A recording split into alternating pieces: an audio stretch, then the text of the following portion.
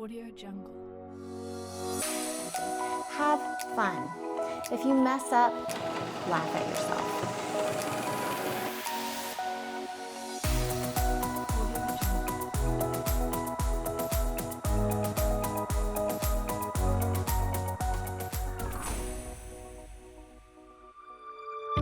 Hey everybody, welcome to Ruler Mastery Series. This month I'm going to introduce you to little June Small. So this is the little sister to the June Medium that we used a little while back. And this one's very fun because it is so small. You can get some really cool little pebbles and feather spines, which is what we're going to lay in. We're going to add our spines for next month's tool, which is the rose, the feather tool. So we're gonna get to do some perfect spines here with our little circles. Now remember, feel free to swap out the shapes. I'll be giving you ideas and applications for the shapes, but please feel free to swap them out. You can also use the June Medium if you want the shape to be a little bit larger, and then add the June Small inside, so it makes a perfect little echo. I think you're gonna love it and have a great time, so let's just jump right in. We're gonna start with block number 5. We've already quilted it, but now we're gonna quilt the border that surrounds block 5. So you have a 1-inch border that you've marked and quilted with the Shirley ruler. And now it's time to kind of fill in that 1-inch border with the June Small. I find it helpful to give myself some registration lines, and what those are going to do is just give you a better idea of where to place the small shape. So we can use either the 1-inch horizontal grid stencil or just go with a ruler. Because everything is nice and even, you can get a 1-inch grid marked in that border.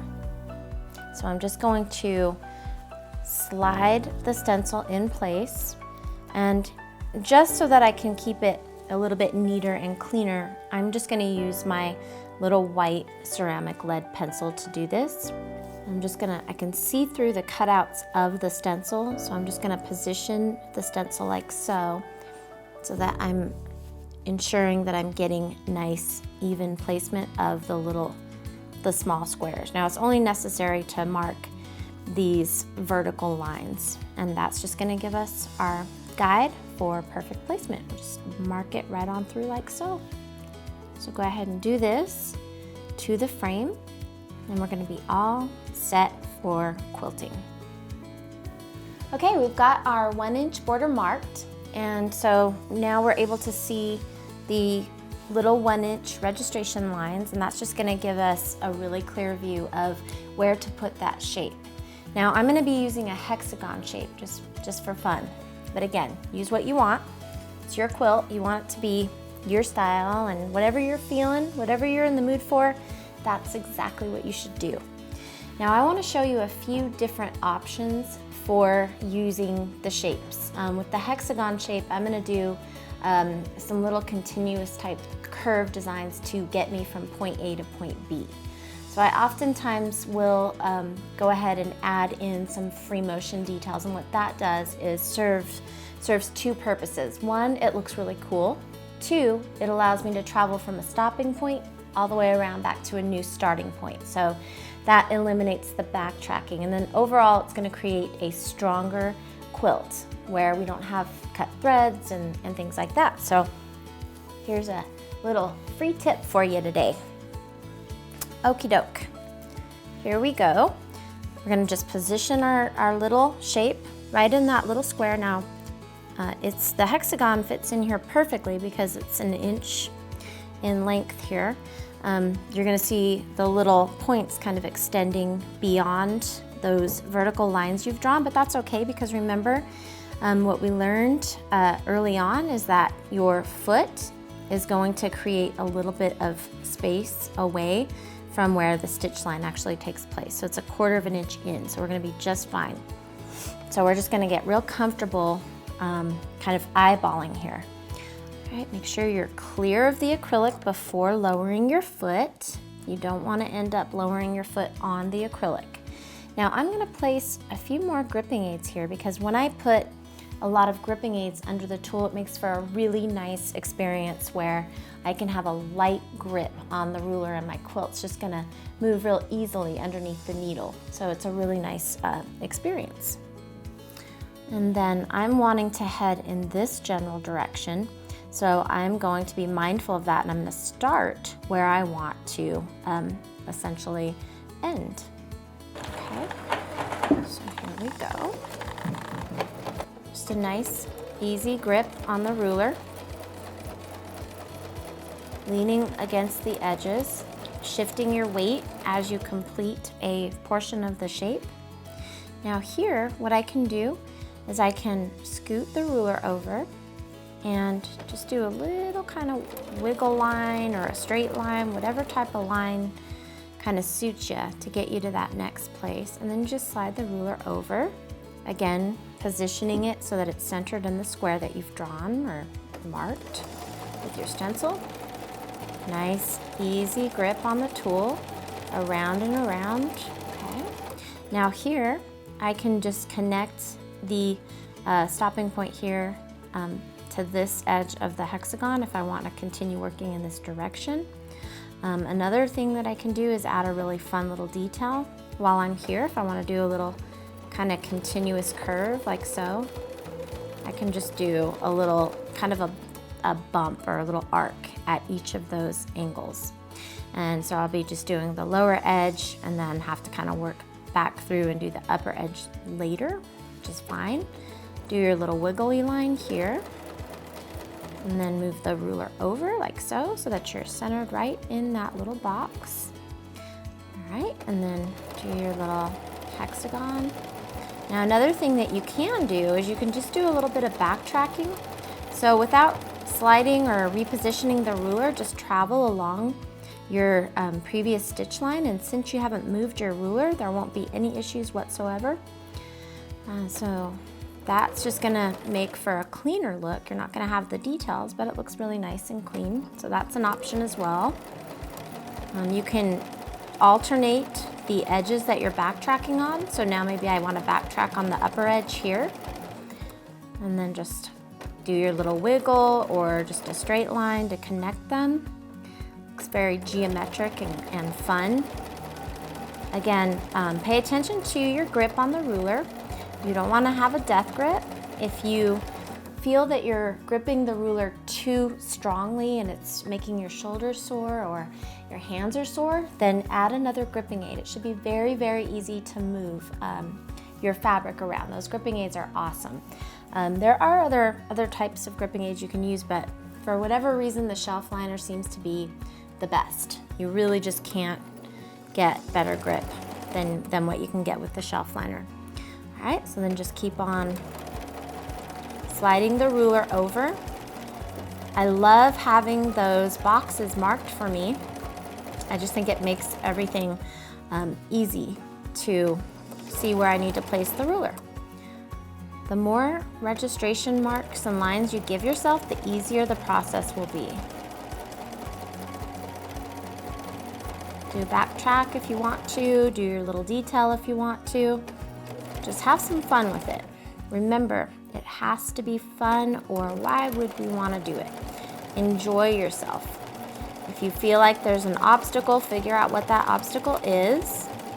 This is your fun time. Shouldn't be viewed as work or stress. There's no stress in quilting. Remember that. It needs to be fun and enjoyable.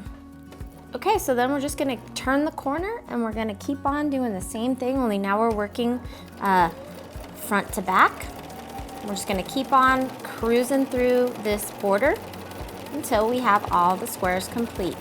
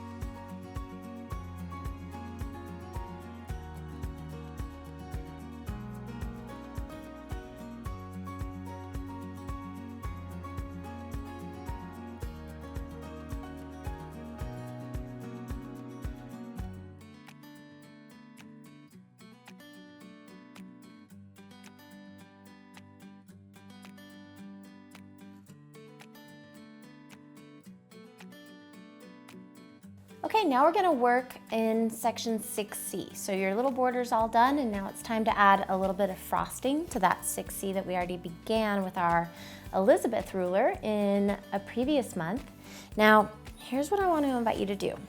Grab the June medium. So you should still have her close by. If not, go ahead and take a minute, grab her, and we're gonna go ahead and add the little bit bigger circle with the smaller circle. So that's gonna give you a really cool kind of graduated effect of large to small. So let's go ahead and bring June medium back to the show.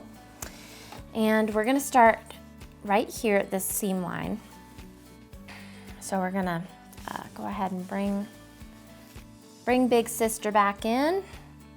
Lower your foot there, and we just want it positioned to where we can see that this is where we're going to be, right at that seam line. So that's gonna look really nice. Position your gripping aids underneath, like so. I'm gonna do our little circle here, bigger circle rather.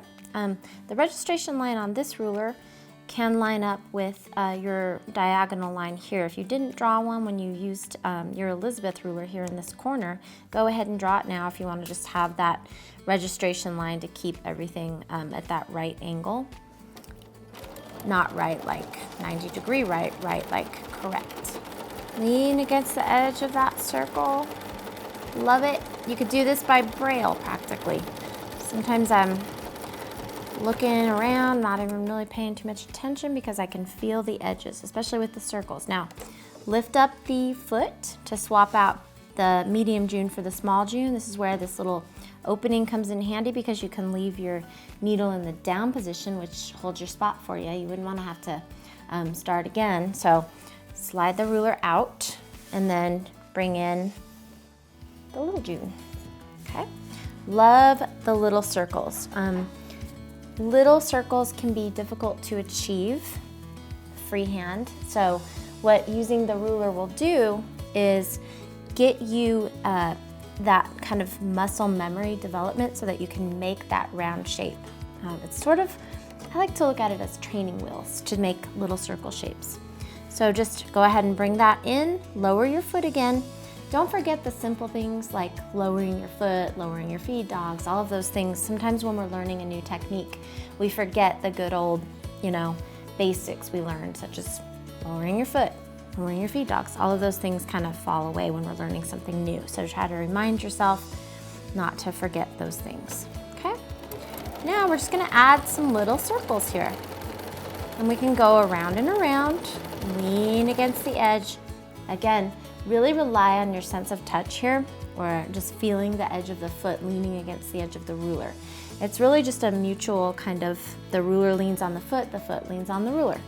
And you wanna really be feeling the weight of your foot leaning up against that foot.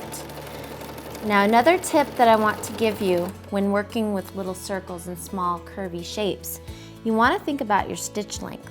So you really need to have a smaller stitch length here.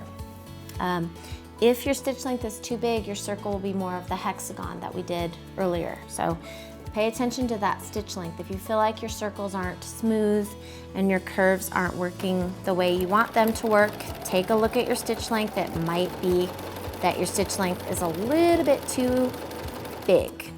And so what that means is you either put a little bit more weight on your foot pedal, or you can slow down the movement of your ruler.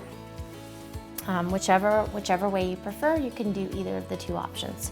So now this is where we're just adding our little details here and there.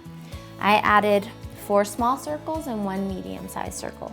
So go ahead and finish your next section 6C, and then we're gonna move on to another section. Now we're ready to pave the way for next month's rose ruler, which is the feather tool. If chances are you've seen what a feather looks like in quilting, because it's a very common kind of traditional design that machine quilters have used for many, many years. Really neat, versatile design. You're gonna be so excited to meet the rose ruler next month.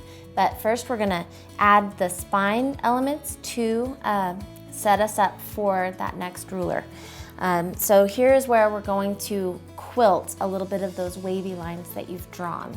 Now just one thing that you can do, since we are drawing the wavy lines here, you can set your quilt back a little bit and kind of stand away from it and look to see if you like the movement. I find that gradual curves are gonna work better. So if you feel like you've drawn a line that looks like this, okay, probably not such a good idea. You want something more gradual, okay? I've given you the marking diagram, which you could certainly enlarge if you wanted to and trace right over that, but I really think it's not gonna be too hard to just draw that wavy line. Just a very gentle curve there. And now we're gonna add the little detailed elements right through the middle of those wavy lines that we've drawn. All right, so here we go. I'm gonna do the far right wavy line first, and I'm gonna use the little football shape. Again, you don't have to do it just like mine, but if you want to do it just like mine, then now you know what I did. So, little football shape here. Okay, we're gonna position it so that the point of the football shape follows along the wavy line that we've drawn. Since I'm gonna kind of tuck it underneath this other section, I'm gonna go ahead and let it kind of fall off the edge, so I'm not really starting with a complete shape, but rather a partial shape. Okay, so we're gonna do a little bit of that shape and then just travel right back. I think you're gonna find that the backtracking is quite easy to do.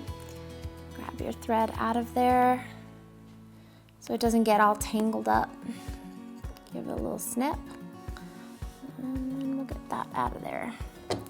Now we're ready to slide the ruler up and just lean the corner of that shape up against the foot, and then just kind of lean down so that you can see that the point of the football shape is in line with the wavy line that you've drawn, okay?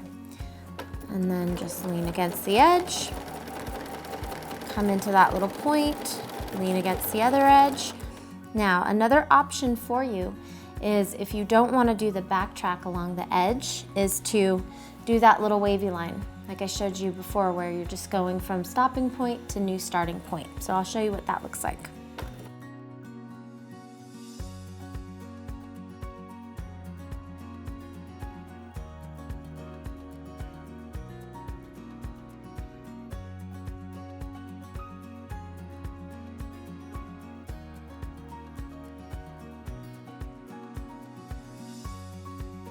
Now we're gonna do our little circles. We have 2 remaining circles in kind of the wavy section of the quilt, where we're gonna use the outside of the June Small to create that circle.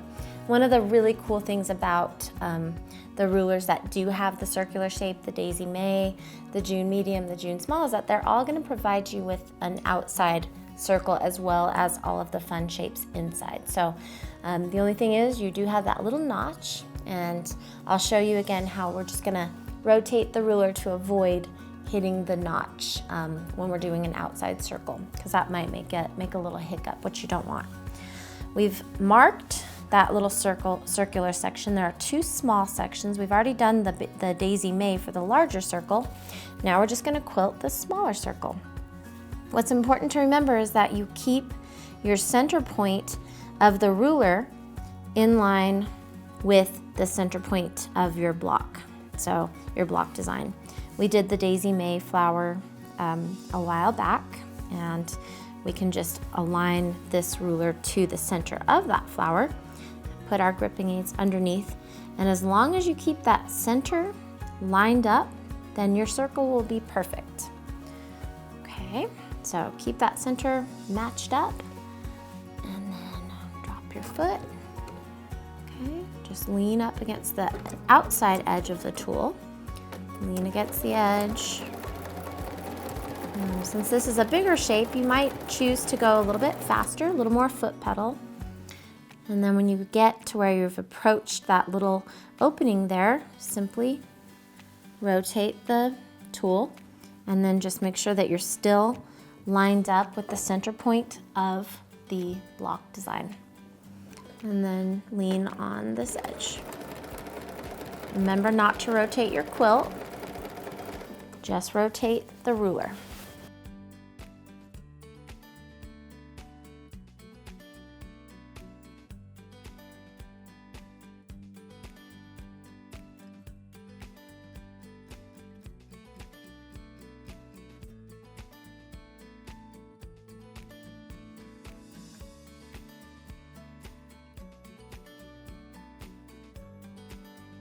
And then you're just gonna repeat that exact same technique in the other small circle section so that you'll have 2 small circles and 1 larger circle in the middle. So you're gonna finish the whole wavy line using the football shape or oval or whatever you like. Then you're gonna repeat that very same technique on the left side. So on the wavy line that has the feather that's off to the left a little bit. So you'll do the same thing there, same technique. I used the little circle. If you want to use something else, you just go right ahead and have fun with it. So then finally for this wavy section of the quilt, we're going to add, going back to those little curvy flying geese. We're going to do little ones with the small June ruler. Now something else that you can do, another option, is to bring the June medium back again. And if you wanted to start some of those triangular shapes with the June medium and then switch over to the small so that you have where it looks like it's going from large to small, that just gives more depth and dimension to your quilt. So that's an option as well. Technique's going to be the same, keeping your needle down so that you can easily swap out the rulers. Okay, and then just remembering to, when you're using the ruler, to go along the point. So positioning the point of your triangle on the wavy line so that you're working up the wavy line like so. I like to add the little little wiggly line in between the triangulars. Triangulars, that's the new word of the day. Triangle shapes probably sounds a little bit better. Okay. So take those little locking stitches so that your stitches don't go anywhere. Of course, if you've ever tried to remove quilting stitches, you know that they're really not wanting to leave your quilt. If you've ever had the opportunity to unquilt, I have had a few of those opportunities in my day. Now here, because I did want it to look like it's kind of tucked underneath, I want to just do a little traveling stitch here along that stitch line there. Now, little wavy line, okay? Just back and forth up to the point, slide the ruler. You might have to kind of bend down so that you can see where you're going. And then you're just going to continue working up. And just take your time. These are small designs. You don't want to go real fast here. You want to just go nice and slow. Nice grip on the ruler. So make sure that your hands are comfortable. Play around with different hand stances. I like to use some of the shapes here to help me kind of guide the tool. So play around with it and experiment to see which way gives you the control you like best, and which way is going to yield the best result in terms of how your design looks. Little wavy line, slide the ruler up, rotate it a little bit so that you're maintaining the wavy line that you've drawn. Also remember that where you've drawn and marked things is just a suggestion. Those lines are temporary and they're erasable, so don't place too much importance on staying right on the line. Instead, let your design kind of transition naturally instead of worrying too much about that line. And just keep working up. Once you run into the circle that you've created, then you're just gonna kind of make it look like the shape is kind of tucked under the circle. When you run into it at some point, you'll find it. You'll see it. I think I'm gonna run into it right here. I love the dimension that you get with this design. I love the whole under-over effect. Okay, so here's where I'm gonna hit my circle. So all I'm gonna do is quilt up to the circle, Once I hit the circle, I'm gonna quilt right along the circle like so, till I meet back up with the ruler and then lean on the edge of the ruler again. Okay, there we go. So then we're just gonna continue that right on up all the way until we're done with that section. And we're gonna move on to one last little tip. So here's just a little option for you. A lot of people like the look of Pebble Quilting, which they use oftentimes for a filler design, which is just a smaller design to really kind of sink some of your background in and accentuate other areas of quilting that you might want to kind of poof out a little bit. People have a little bit of trouble making the little small circles, so I'm going to show you that you can use this June Small tool to do that. Now this is just another little option for you if you feel like there are areas in your quilt that look like they might have a little bit too much negative space, meaning there's too much unquilted area, then go ahead and add these little details to it. Makes for just a little bit more texture. So I'm going to come back to this block that we have already finished. This is block 5 where we did our Ohio star. Then we did our little hexagon border here. So now what I'm going to do is come back into the center where it's a little bit poofy. So I'm going to go ahead and just add a little bit of pebble quilting in here. All right, so you can start at the corner or wherever you'd like.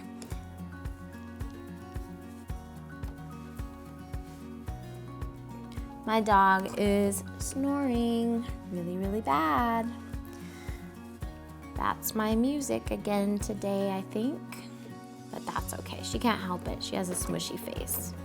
All right, so start on the edge. Go ahead and just kind of go around and around, and slide the ruler. If you want to just do kind of a partial where it looks like the shape's kind of tucked under, you can kind of travel a little bit along one of the circles and just keep moving it out. Just travel along the circle. Now here's another little fun thing for you. Add a little curl. Okay, so just add a little curl to it if you want to. Add all kinds of little details.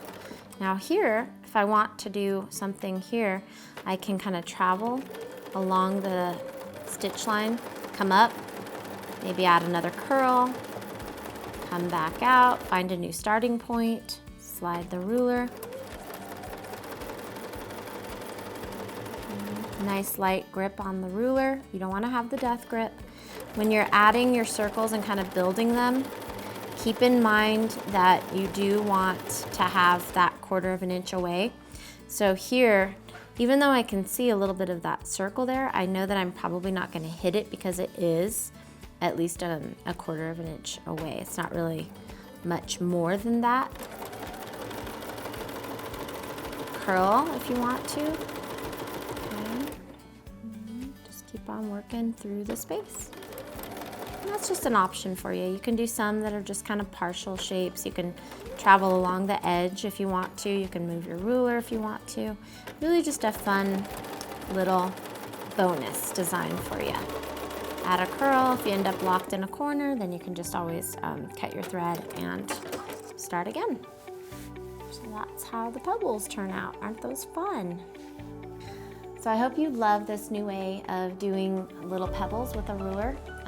Also keep in mind that you're gaining that muscle memory of how to make that little circular shape. So now and then you might kind of branch away from the ruler and go ahead and brave the whole freehand pebble thing. And I think that you're gonna find that it's even easier now because you've had experience with the training wheels. So hope everyone's having fun and loving the results they're getting. I know I am. Well, thank you again so much for joining me. I think we've learned a lot of great techniques this month and also really neat ways that you can use this tool for future quilting projects, which I'm real excited about. And that's really what I plan for the rulers is for them to stay with you through your quilting journey so that it's not just for one project, but for many projects that you might foresee. Again, share your pictures with me. I'd love to see what you're working on.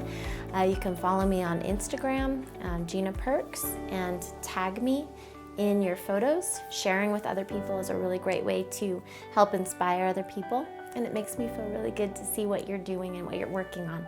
So we'll see you next time.